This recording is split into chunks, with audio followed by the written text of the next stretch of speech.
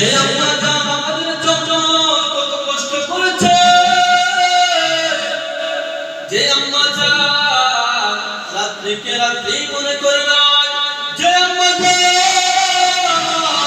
দিনকে দিন মনে করে না,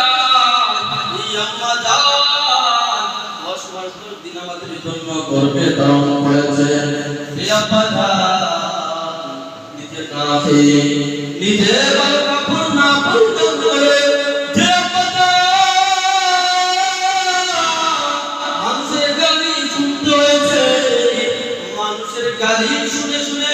আম্মা জান আমাদের জন্য কত কষ্ট করেছে। এই আম্মা জান আমাদের জন্য ক্ষমা করে দেওয়ার জন্য আম্মা জান মানুষের গালি শুনছে, মানুষের গালি শুনে শুনে আমাদের গালি দিয়েছেন।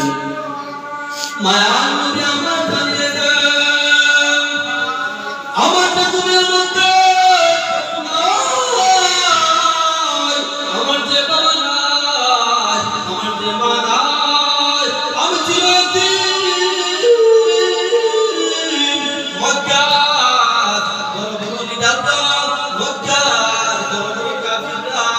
মায়ার নবীর শরীরের মধ্যে আঘাত করতে আরম্ভ করলেন।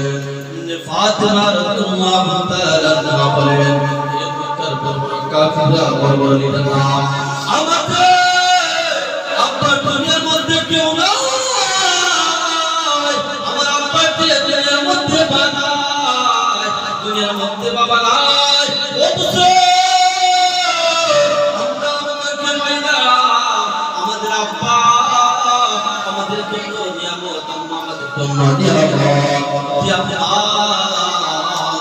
আমাদের কল্যাণ চায়, যে আব্বা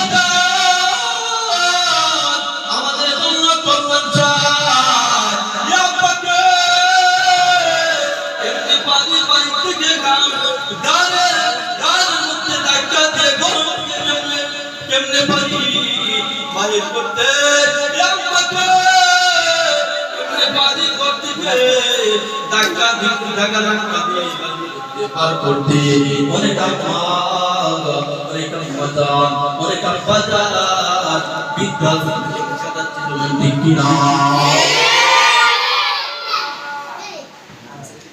গরিবের সম্পর্ক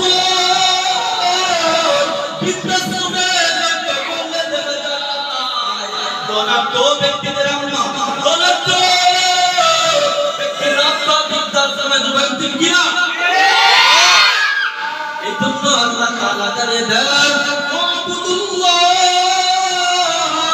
ওয়ালা তুশরিকু বিহি শাইআ ওয়া বিওয়ালিদাইহি ইহসানা। যারা আম্মাদের সাথে কুফরি করে, বেয়াদবি করে, আব্বাদের সাথে যারা কুফরি করে,